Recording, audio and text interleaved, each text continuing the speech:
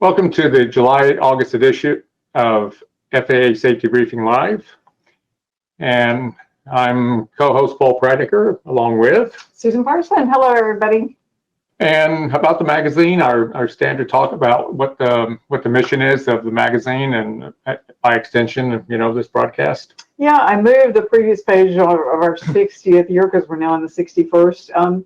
We are the safety policy voice for non-commercial general aviation, and you see our goals there: raise awareness of FAA resources, your tax money at work, explain safety and regulatory issues from the FAA's perspective, and to encourage continued training, which is always a big one.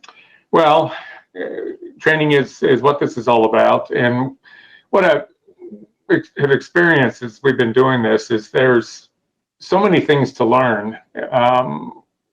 It's really good to have a viewpoint of whether you're a pilot or a mechanic or in some other aspect of aviation. Reading outside of the box a little bit is a good thing to do because there's always things to learn. I always think that the team that puts this together really has an interdisciplinary approach to aviation, and I really I appreciate that. I hope everybody else does too. Yeah, well, we always, as you know, we select a theme, and we do that several months in advance, of course. We select a theme and then try to build most of the content around whatever that theme happens to be, to include, whenever we can, to focus our regular department content. And each of those departments has its own mission statement, its own particular purpose. And we try to make sure that it all fits together, and you end up with something that is not just okay, I read this month's issue, but something that you can go back and refer to. So I think we call that shelf stable. Yes. or iPad stable or whatever. Yeah, I borrowed that term from one of our from our managing editor. I really like it, and I've used it ever since. Yeah.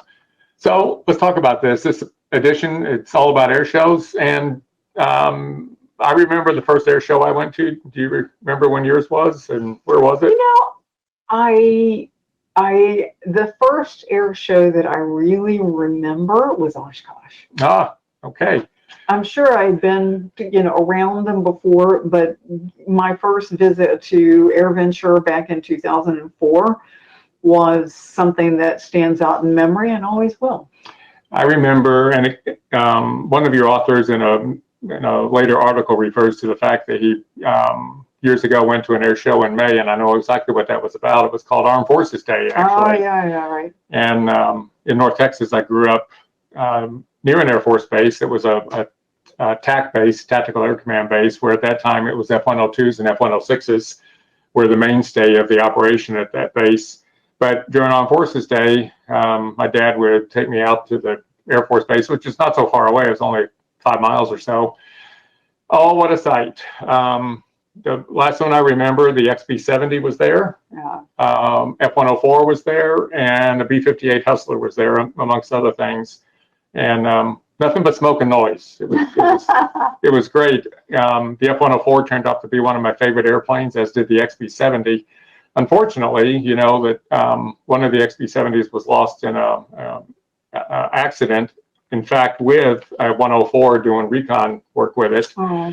And the one that I had seen at the air show was actually the one that went down. So I was happy to have a look at it, but the last time I saw one was at Wright Pat Air Force Base. So, well, that smoke and noise thing, you used to be a small boy, didn't you?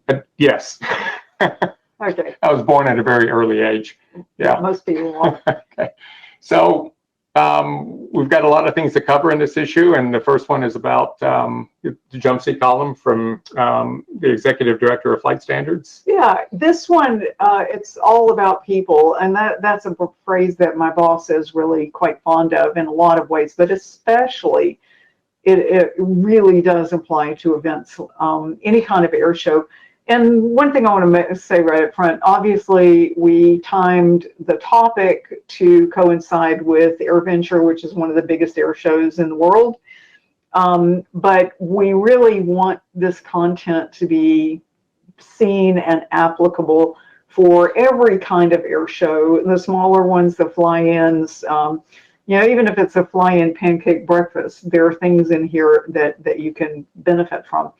When it comes to, the first line, there's plenty of enthusiasm for the airplanes and the air show, but really people come for the people. This is about getting together with people who share your passion for aviation, and those who, one of the things we focus on in this issue is the people, both in the FAA and in the aviation community, who work together to get it done. And that diverse teams whose interests, knowledge, skills, and perspectives are different, but they all bring something that is incredibly valuable and incredibly necessary to getting it done.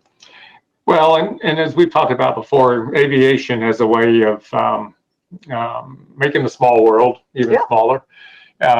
Just a few days ago, I was on the phone with a colleague of mine from another association, and he said, "Oh, are you going to EAA?" And I said, "Oh, yeah, sure, I'm going." And he said, "Well, do you watch the air shows and things like that?" And I said, "Well, I do, but I really go for the people because it's the one time of the year when we get to see people that we may only see once a year." Yeah, I remember a couple of years ago, I was just walking across the grounds and I bumped into somebody that I had not seen in a very long time. The other thing that we make a point, part of this issue is to talk about some of the things that you don't see, give you a peek behind the curtain of what goes into doing some of these kinds of events. But there is a huge component in here because we are, after all, about general aviation safety. There's a huge component of here's your part. If you're flying your own airplane, you got to pay attention. You need to sharpen your skills. You need to look out for each other. And certainly my experience has been once you're at an air show, people are generally cooperative. I've never seen a fist fight or anything. Have you ever flown in Oshkosh? No. I haven't either. Maybe that will be a bucket list thing at some point, but since I'm only 85 miles away, it's just easier to drive. But I've certainly talked to a number of people who have. And I'm also reminded about the people thing is I've done a lot of training when I was doing my instrument cross-country training trips. Two students would come together who didn't know each other, maybe had nothing in common except aviation. And there was plenty to talk about to keep conversations going and enjoy the trip. Well, if you look in the blue box there, it's I really like this part, the near magical power to bring people together in a harmonious way. The only disagreements worth discussing are high wing versus low wing, or that pitch versus power, and assigning a grade to every, to landing. We all do that. Sure we do. Yeah. But this is our time to reconnect and to come together around our common passion and have a great time. And as you said, it's important to take the lessons from the larger event and apply them to the smaller events as well. NOTAMs, airport operations, hand signals. All the things that apply here on a grand scale also apply on a small scale for the smaller events. They do. So. Your colleague, Tom Hoffman, wrote this about no business like air show business. Yeah, this is the peek behind the show line. And the magazine, if you want to see the diagrams that are depicted here, there are much better renditions of them in the actual magazine, of course. But as always, I learned so much from the topics that we pick up because I knew that some of these things went on, but getting into the detail of where's the show line and how do they do this and how do they do the other, and the approvals that are required. I think it's really important to know event organizers have to have an emergency response plan, a security plan. They aren't just paper things. They get tested beforehand to make sure everything works. And I was surprised to read the precision with which all of this is laid out. Yeah. Somebody's out there with a laser measuring device looking at distances. Oh, yeah. Making sure they understand where the protection areas are for the people in the stands and also for the aircraft in the aerobatic box. I learned a few things about all the certificate of waivers that authorization, that are required for things such as maybe airspeeds that may not apply with the normal rules and regs, but there's a waiver for airspeeds. Perhaps also for altitude, doing certain operations, certainly. And even something as simple as, for the aerobatic pilots, being allowed to set their altimeters to 0, so it's more easy to look at their elevation as they're doing their maneuvers. Also learned about, I saw something on the diagram about Cat 1, Cat 2, and Cat 3, and I thought, well, wait a minute, what's this got to do with instrument approaches? Nothing. It's about the category of aircraft, and that's all based on speed. Yeah. And of course, the aerobatic framework is the box changes based on the speeds of the aircraft. So a lot of good information in here. Well, and there are months that go into the planning for an event. One of the things, and many things that I learned from this was the Aviation Event Risk Tool, AVERT. That's kind of a fun acronym. It's a way to assess risk and develop management strategies, and then of course the work is, there's a huge amount of work that goes on before the event. But during the event, there is an inspector in charge and team who conduct checks of performers and aircraft and documents and work for on-site surveillance. I do know, because I've been to some of them, there are lots and lots and lots of meetings in buildings that people never see, but they're all about making sure that everything is safe and operating as it should. Well, and as we've often talked about in a variety of our broadcasts, so much of what we focus on is risk management. And of course, it has to apply here. And I, picked up an idea that, if it's at a Part 139 airport, then there's even more that has to go into it, because Fire and rescue, there might be scheduled or unscheduled operations that have to, there's a lot of coordination with that. And of course, a lot of it is NOTAM based. So as we've, talked about, in the Part 121 airline world, there's a lot that goes on behind the scenes just to get an aircraft to go out on time. This is way above that in terms of all of the coordination. It's a lot. And especially because unlike an air carrier airport where there are certain routines and things that are common and happen every day, these events are unusual. So people are working outside of their normal habit patterns in many cases. And so are the pilots who fly in. They have to work outside of the normal patterns to be able to make everything work. So, and we got tips for that coming up. Yeah. This is the gentleman, James Williams, the contributor here, was talking about the air shows in May, which I knew exactly what he was talking about. But this brought up the term of the air boss. I love the air boss. So there's some material in here about air traffic control. And by the way, I know several years ago we did an issue specifically on AirVenture, and we did a lot about the air traffic controllers who work events like Oshkosh. Lots of pink shirt pictures. Lots of pink shirts. It's got to be like Mecca for them to come well, to this. we didn't have so much of that this time because we thought that we would cover it from a different angle. But this is about safely getting everybody in and protecting the audience. So we talked about the aerobatic box a little bit more. So I was fascinated many years ago learning about the air boss on an a carrier, an aircraft carrier. Mm-hmm. And, they're the dudes in the yellow that's where the term came from, right? Yeah, absolutely. Yeah. So the air boss is I know the Civil Air Patrol uses an air boss to run glider operations and things like that. But this talks about some of the things that the air boss is responsible for: safety information, review. Several years ago in Oshkosh, I tagged along with a fellow FAA person who was going to the daily briefing. And it was people were friendly, everybody knew each other, but it was dead serious. Everybody paid close attention. There were questions, there were answers. Nobody left the room with any unanswered questions. That was part of what it was about, making sure that it was smooth, well-run, safe, entertaining, and that everybody was working together. And then there are post-flight briefings as well, post-event briefings where you say, here's what went wrong, here's what I can do better. So all very important stuff. And just like a normal flight where we talk about you make a plan, and so you try to fly the plan that you make, but then the real world intervenes and sometimes you have to adjust. And it's the same thing for an air show. They have to constantly be looking at the weather, anything that comes up. So they're not only doing risk mitigation as a plan, but they're doing risk mitigation kind of on a real-time basis if they need to. Yeah, this article does refer to, some people are familiar with, and I happen to be flying in commercially actually on the right about the time that the tornado hit Sun and Fun a few years ago.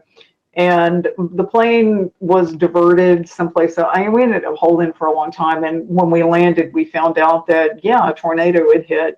And there was a lot going on back then. It's always something. It is a when you think about the collective efforts that are making all this happen on a day-to-day basis, plus all of the planning. I'm sure that once the air show is over, there may be a time for a deep breath, but then start working on next year. Pretty much. Yeah.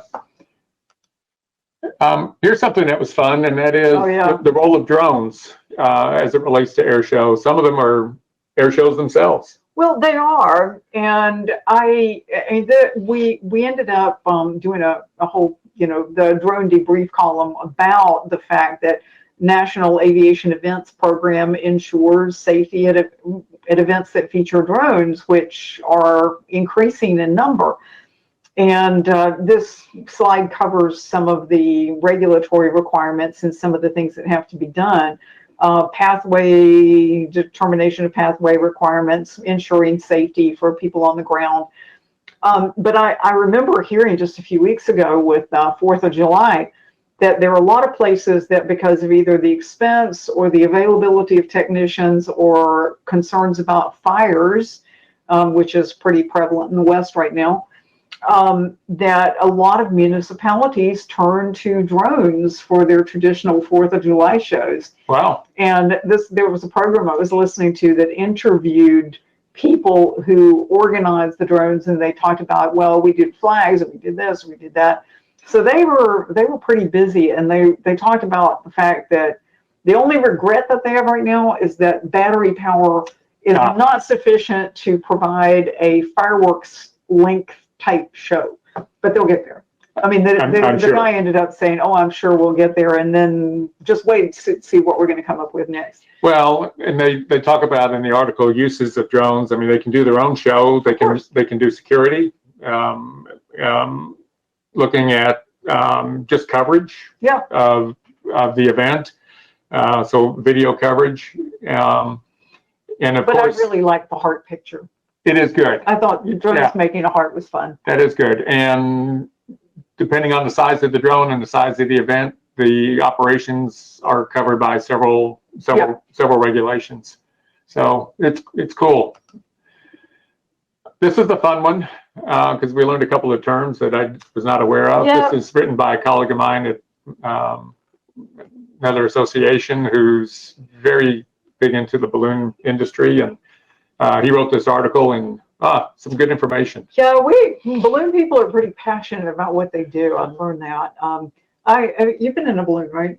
Many years ago in Central California, in the wine country, I did a balloon. That's when I first realized I might be afraid of heights. Oh, that's funny for a pilot. Well, I did it, but it was a really hot August day. If I got a chance to do it again in cooler temperatures, I would. But one of the air shows that I think we feature sometimes in the magazine is the big Balloon Fest in Albuquerque. Oh, no. Now, that's something I'd like to go to sometime. But there are lots of other balloon events, and they too are, they fall under the National Aviation Events Program maintained in the FAA. And a lot of the same requirements, waiver authorization require, lots and lots of pre-flight work by the FAA and the organizers. And the terms that I learned from this one were balloon meister, which is kind of like the air boss for balloon events. And I had never heard of zebras before as a term for air show officials. No, but they're dressed in black and white. Yeah, they're dressed like zebras. That's why they call them that. They're kind of in charge of what's going on a real-time basis. I think their official function is launch director, but I think so. Zebra is a whole lot more fun. Zebra's fun. And of course, we always are talking about, weather in terms of fixed wing and rotorcraft operations, but these folks really have to understand weather in a way that... And micrometeorology, we talked about that in a previous issue. They have to understand it in a way that maybe most pilots don't understand. And they do. Really, really affects their operation. But it's a great article. Learn some more things, and the Albuquerque event sounds good. It's not that far from Phoenix, so we'll have to go sometime. Sounds perfect. This is FAA Faces, and Joe Saunders is the individual. Like a lot of people we feature in FAA Faces, depth of experience in a variety of things, aviation and with the FAA. But he had a role at Oshkosh for several years, as he was the inspector in charge of AirVenture for 5 years before he moved to FAA headquarters. So he has brought that knowledge to FAA headquarters as an aviation event specialist and the subject matter expert for public aircraft ops. He contributed, he and his team and colleagues contributed a huge amount to this issue by obviously checking the things that we'd written, but providing a lot of the detail and content and the step-by-step, well, okay, here's what we do, here's what we do, here's what we do. But as you pointed out when we were looking at the preparation, hey, he's clearly a Wisconsin person. Seems to be a Wisconsin person. A Badger. Yeah, Sheboygan County Memorial Airport. I know that one well. And I'm sure it'll get some traffic for the upcoming air show for people that are flying into that area. But again, as we've often said, so many of the people that we feature and so many people at the FAA really have a lot of experience in different areas, and then they maybe find their niche for a few years and then move on to something else. They either find their niche or they just sort of fall into it in one way or another. But part of the reason that we do this particular department is we want to introduce the people behind this big monolithic thing called FAA and show that not only are they real people, but they are people who are passionate about aviation as well as highly experienced, because otherwise they wouldn't be doing the jobs they do. Yeah, and they do them well. This next one is from your colleague, Jennifer. It's good stuff. It's getting there safely. And it's really about, if you're going to fly into an air show, Oshkosh, for example, but certainly the other ones that are popular around the country, there are some things to pay attention to. And most of these, I would say, apply to just getting in your airplane and flying on a Sunday to some other, just they do. For anything you do, but especially if you're going to a place where even just a bigger, more congested airport than you're used to, you need to be ready to do it. I love the first, check yourself before you wreck yourself. Yes. That was a good one. My rusty are ready, and that's, I mean, so many of our pilots and people involved in aviation have had time off because of, the pandemic health situation, and are getting back into it and, taking time to knock off the rust. Same thing applies here. If you're flying into an event like this, the big advice is, if you do a little self-assessment, time with an instructor or just time in the airplane to kind of get recurrent and get re-proficient is a great thing. Remembering that when you go into an air show where they're handling multiple airplanes at multiple airspeeds at different altitudes, and you're getting instructions that you're not used to hearing, like you land short, the other gentleman land over you, and the other pilot land long. Those are things that we don't typically do. And the part about X marks the spot, I mean, those are real things on the runways at EAA as markers to give you some guidance. But you may have to fly at speeds either slower or faster than you're used to. So some proficiency in that. And oh my gosh, the traffic. So the head on the swivel thing. Yeah, there are a lot of people. I'd also like some of the things about getting ready in this piece. Hush the rushers. And people who are trying to make you go faster when you're not ready to. And that can include meaning the passengers. Meaning the passengers, yeah, but sure. It can also be yourself. Exactly. The voice in your head. And I think, well, as you pointed out, a lot of the advice applies for anything, but plan A, plan B, and plan C, I would say, yeah, plan C, and then think about D and E too. Have plenty of fuel, know where the nearby airports are, and then, of course, make sure that you have all the information that you need right there handy. I mean, every year the FAA issues a new NOTAM, Yep. about how to handle Well, flying certainly into and out. AirVenture, but And also Sun and others. Fun, yeah, it's for a lot of different ones. Yeah. And there's a recommendation that you could chair fly that. You could practice it before you go. You can kind of do what you can to simulate it. The other part that the author talks about is the whole get there-itis. I mean, it's a big event. You want to be there. You're mission oriented. You want to make sure you do things right. But the big point is, even though everybody's watching, if you're flying an approach that is not working out, then you just go around, and those controllers, they dealt with it. They know what to do. Yeah, they can work it. It's more fun to watch a go around than some incident. So, that's better. Sure. And the other element about get there-itis, which I guess we all knew about, but I didn't really see it until it was, kind of spoken that way, is the closer you get to the destination, the more the get there-itis ramps up. Well, that's because it's all the psychology of, well, I've invested all this time and I've gotten this close and all that. It's like, how long do you stand in line at the bank? Yeah. So, Who stands in line at the bank anymore? That was before your time. Apparently. So yeah, this is all great information. Checklist, this is your article? It is. Yeah. This is bring your A game. So some of this, obviously, they're common sense things, and there are some that are covered in some way in other articles. But I just decided to outline it in one page. And some of this is I wrote with thoughts about. I did fly into an air show several years ago with friends, all pilots, and it was an air show in Virginia. I think it was the annual Festival of Flight. And so I did everything I was supposed to do. And there was a NOTAM, and there were all these instructions for, over this point, you do this and this and this. And I learned really quickly that people have very different ideas sometimes of what they're over. And so having 3 people in the plane with eyes out was very useful. This was before ADS-B, mind you. It was also before some of the kind of mapping software that we have now, which goes to know the territory. These days, you can go and mentally fly you can use mapping software like Google Earth and fly the whole trip, so that you can find the waypoints and know exactly what it is that you're looking for.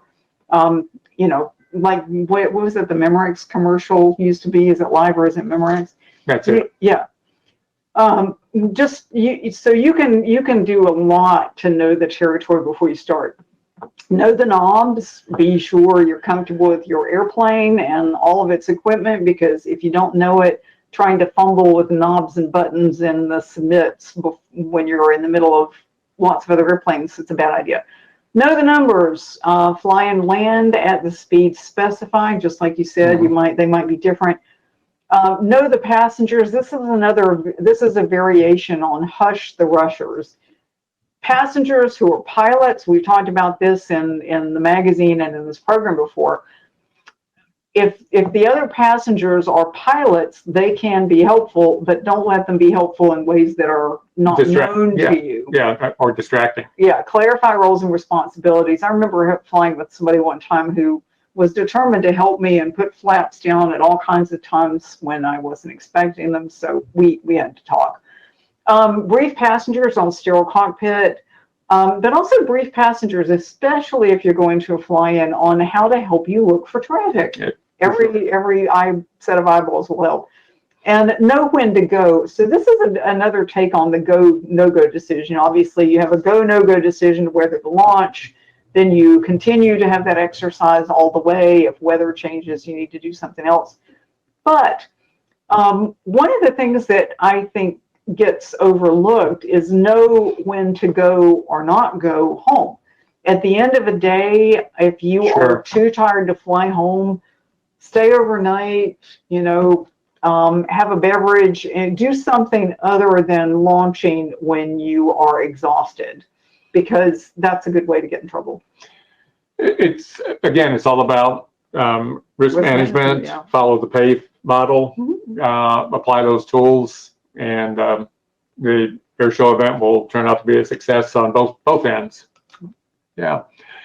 Tom Hoffman, angle of attack, maximize safety, just some real common sense things here about getting this is how into not to bump into swap paint with another airplane. Some obvious things, you know, clean the windscreen. The idea about take your favorite chair for a ride. Yeah. That's about sort of doing a little rehearsal, a debrief. Look at how things will go. Well, it fits with knowing the territory, like taking it and taking your chair along with maybe an iPad and follow along on the map. We've talked about this so much that we both love gadgets and technology, and there's a place for them in the aircraft, but they can also be a distraction.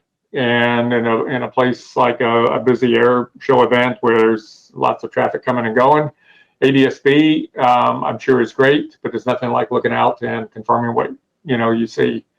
And this was a tip I hadn't really thought about, but it's true. Don't put all of your devices up to where they might actually be a distraction. Yeah, you mentioned gadgets, and I used to fly pretty regularly with a pilot who had, I think it was 3 different iPads and a Garmin GPS, and it was all strapped. And there was a purpose for each of the devices that this pilot used, but they did take up a fair amount of space, and I thought sometimes that they could be a distraction. So just make sure that everything is secure and that it's not blocking your view in any way, because you absolutely need to, and that leads to the last one, see and be seen. Be visible, but also be looking out. Yeah.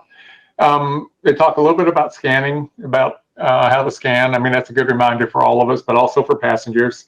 And the question I sometimes get is, well, I get the idea about, horizontal scan, but how do I know what distance are? And I used to tell people, look on the ground. You can kind of tell what a few miles looks like. Focus on that point and then move your eyes up. Otherwise, you get this, I think it's called empty field myopia, where if you're just looking into sky, it's pretty hard. I'm often amazed how ATC will call out an aircraft that's 3 miles away, and nobody in the airplane sees it. I mean, and but practicing some of these scan techniques could be helpful. That plus I always found that using ADS-B to know what was out there sometimes gave me a better idea where to look and have visual acquisition. But another thing that was pointed out here, you've heard it before, but it's worth repeating. The dot that's not moving is the one that's going to become a traffic conflict. So if you see something that appears to be stationary, do something to make one of you move. Probably. Yeah, ideally.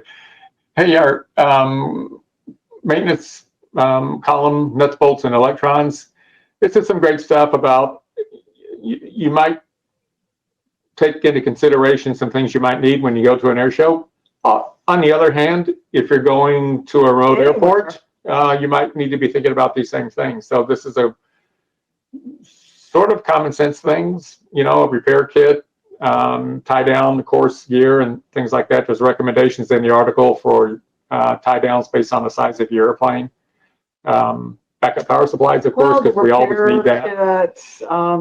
It's interesting, we all know that in large airports that there are these little trucks that patrol in case your battery has died while you're gone. I think I didn't know this, but it turns out that, there's in many big places, there are on-site assistance and repair, but you have to be, you should always be prepared. Another thing that I thought was very, a good point in this article was the post-flight inspection. Yeah. Don't just hop out and go immediately off to see the show, however much you want to. Take a look and make sure that nothing obvious is broken, leaking, dripping, because the time to take care of them would be right after you arrive, not right when you're trying to get out. Sure. With a whole bunch of your best and nearest and dearest friends. I noticed the part about make sure your insurance policy is up to speed. Of course. I'm sure some people remember this. I don't recall what day it was. I don't believe you were there last year during this day, but some significant storms were predicted Right. to, come through Oshkosh, which it kind of is part of the experience that we've all dealt with. It's, it can be warm, it can be cool, but at least one day it's going to be stormy, maybe more.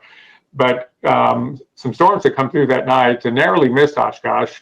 But the people who had their airplanes out on static display, especially the exhibitors, the Cirruses, the King Airs, the Cessna Citations, they must have gone to every mattress store in the Fox Valley area near Oshkosh and bought twin bed mattresses and came back to their airplanes and bungee corded them on top of the wings and on the fuselage. I did miss that. It was a sight to see, to be walking by all these airplanes with mattresses on the wings. And was it Oshkosh or some other place? There was one place where one time I saw saran wrapped airplanes.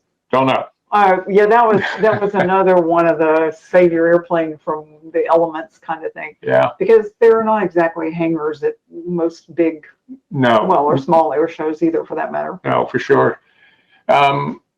This is a great one about sharpen your skills, and it's not about flying, but it's about all the stuff you exhibits and presentations and seminars and workshops you can go to. So I've been to a lot of air shows over the years, big ones, little ones, not, and every one that I've ever been to, there are exhibits and there are seminars, there are things that you can learn. Obviously at AirVenture, there's some interesting numbers here: 36 seminars at the Safety Center and Seaplane Base, 200 presentations or more elsewhere. Many provide wings credit. You can, and there's information I wasn't familiar with until I saw this. A partnership with Social Flight offers wings credit, so you can gamify, as the phrase goes. The FAA Safety Center is one place. There are lots of places you can go to get information, but at the FAA Safety Center, we have subject matter experts in all kinds of different fields. The one that I think is always popular is aerospace medicine, because people go right up there to ask questions. Sure. We'll talk about that a little bit more later on, but aviation techniques at EAA especially, there's all kinds of stuff about aircraft building. I always go wander around the hangars so that I can see what new gadgets are out there, because hey, you got to have new gadgets. Yeah. If you got kids, KidVenture, STEM, lots of activities. And again, this is not just AirVenture, although that's the one we're thinking about because it's coming up. But there are so many opportunities to use fly-ins and air shows to introduce people to the joys of aviation. So take advantage of it. That's why it says sharpen your skills. Well, and the other part is they talk about the device called WILD, weather information latency demonstration. It's sort of a VMC IMC tool about how to avoid that. We talked about latency and weather radar and how you need to do that, and the oxygen. That'll be a little bit further on. I think we talked about that a little bit more. But So the point is air shows are good. Always fun things to see, but look at some of the seminars. The issue, this issue has the full schedule of the FAA presentations. It does. So you can just have a quick look at that and plan your day. Yeah, some of it changes over time. Usually the administrator's day is on Thursday, and I think that would be true this year. You have an opportunity to meet a lot of people there. So this is your colleague Susan Northrup's column about aeromedical things, and the oxygen room is front and center.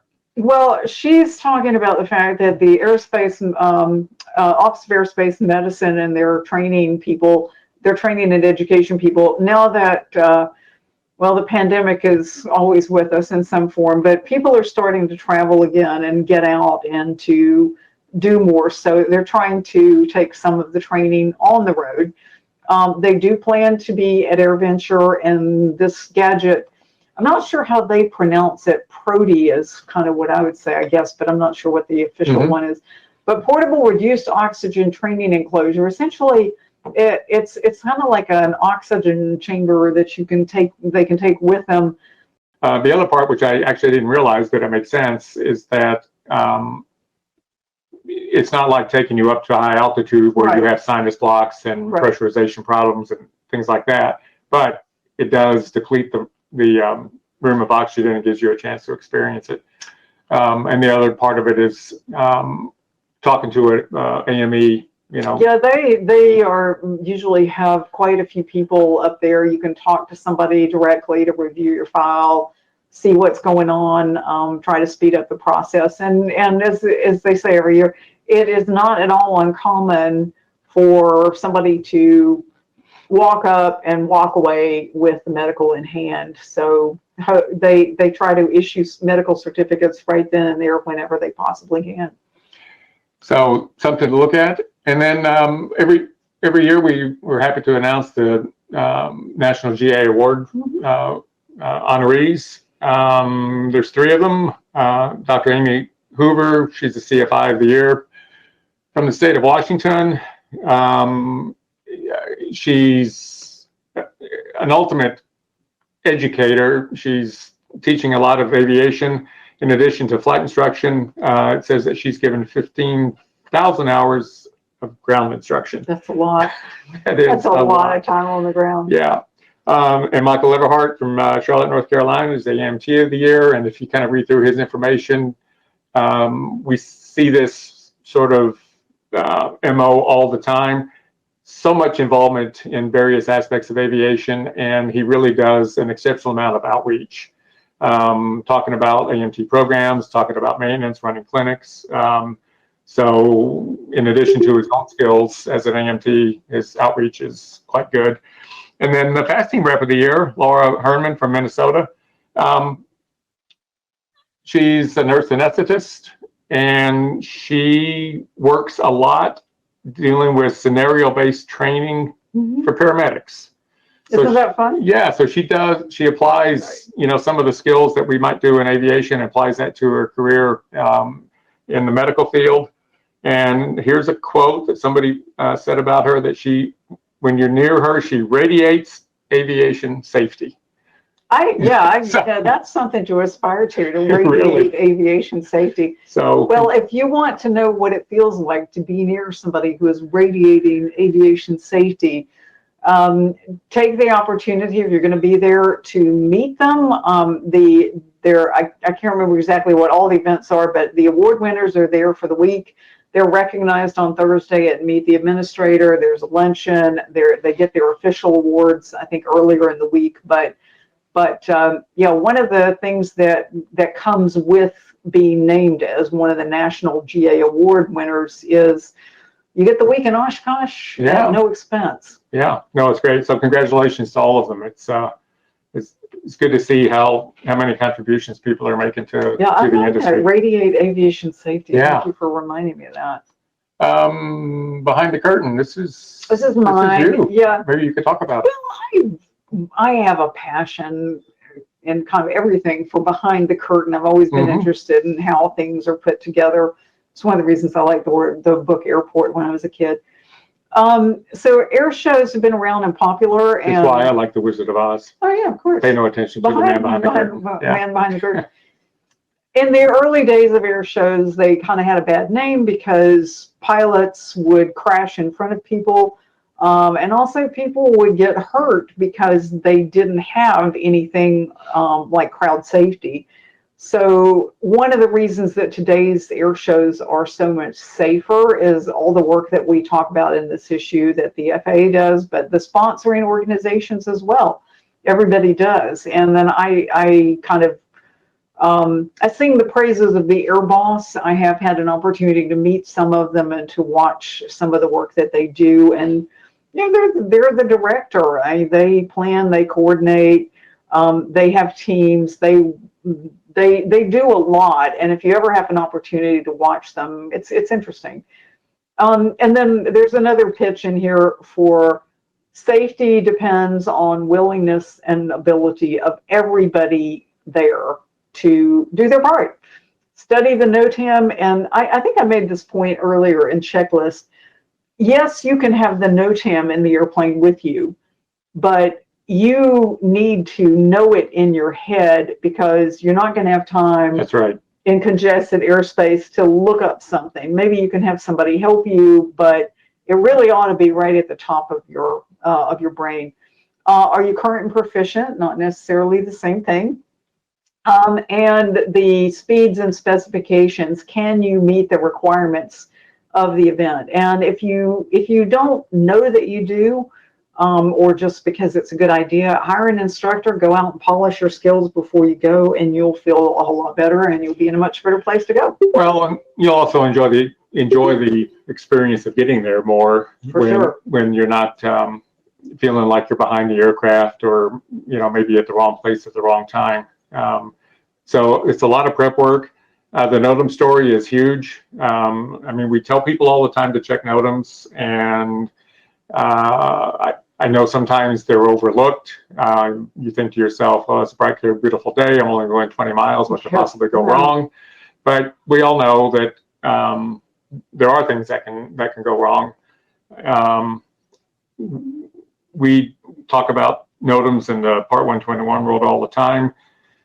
But because of the distances we're covering, we get so many NOTAMs that it's hard to make sure you're specific to the ones you want. But those have been cleaned up quite a lot so that they're a little bit more specific to your route, which is good. And a lot of today's electronic flight bags and apps will translate the NOTAMs and also bring up the ones that you specifically need. So you got a lot more help now than it used to. You used to have. Yeah.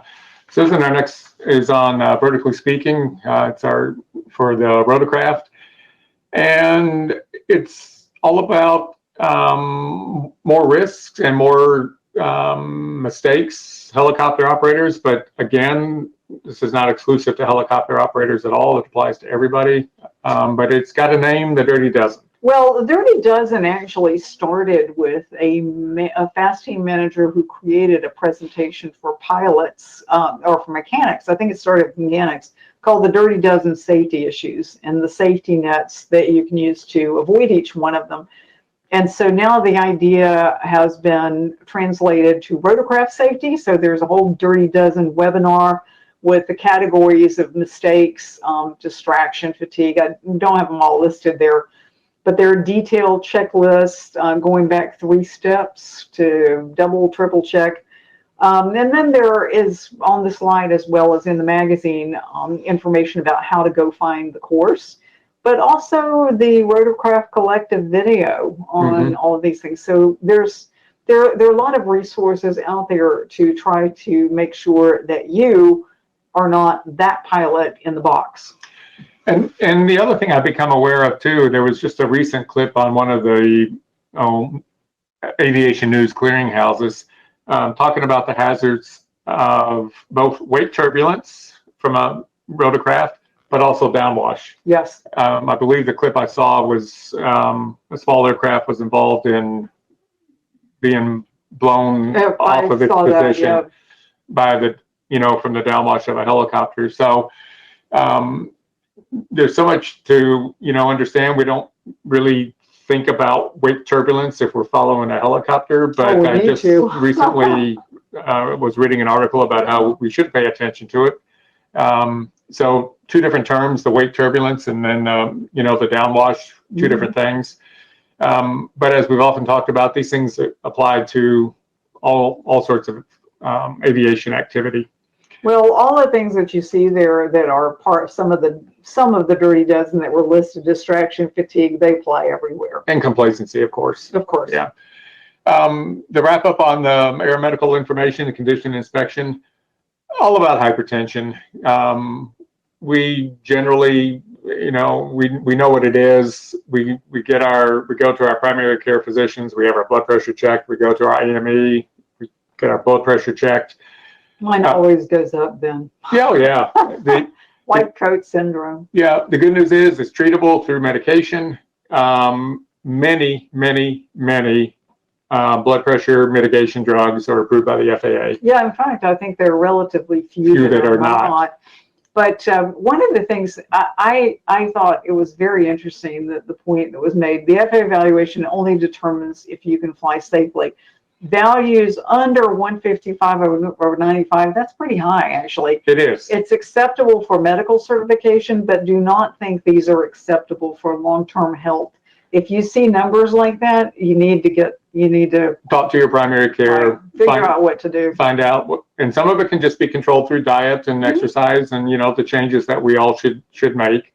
But if after some amount of time, our recommendation is for medication, you can go to the FAA website, air medical part of it, and look up the medication to make sure it's approved, and have that conversation with your primary care individual. Yeah, that one is fairly straightforward. So, but I actually was surprised that 155 over 95, which would make me freak out, that would, well, if you see those numbers, you might get a medical certificate, but don't be happy. Don't be happy about that. Go do something about it. Yeah. As time has gone on, the medical profession has actually lowered the limits for what they consider normal blood pressure. So it's something to pay attention to. Of course, the add-on effects of high blood pressure over a long-term period could be other cardiovascular events, which will then make it much harder to get a medical. So make it much harder to do everything. Yeah. Lots of things going on news-wise. Easy Wings app. Yeah, it's from the Wings Industry Network. I'm looking forward to seeing that, because the whole idea is to bring Wings right to your iPhone or iPad. We've already talked about the new notice, and they're calling them, it's notice to air missions now, is what the NOTAM means, but there's a new notice for AirVenture, some investments, including drone grants and ATC services. I think this is going to be a big one, and I'm sure it will be talked about at the I think Dr. Northrop will be talking about it. Yeah. Last year she talked about being able to track, the vision of being able to track your medical application in real time, the same way you track a pizza. Yeah. And this year there's some progress on that to report. Airport design guidance, and then air charter safety course for examiners and instructors, because air charter safety has been one of the things that the FAA has really been pounding on. Well, about the illegal charters. Yeah. Yeah, exactly. So that was a bit of a roundup, but the one I'm looking forward to is the Wings one, and then also just having a look at the medical application, because it's something that we all should be able to do. Yeah, this is 1 month. I mean, we always have lots of nice tidbits in here, but when I went through this one, there are several things that I think will be of particular interest to most pilots, and I think you named the two big ones. Yeah. I'm Paul Bradecker. And I'm Susan Parson. We'll see you next time. Take care.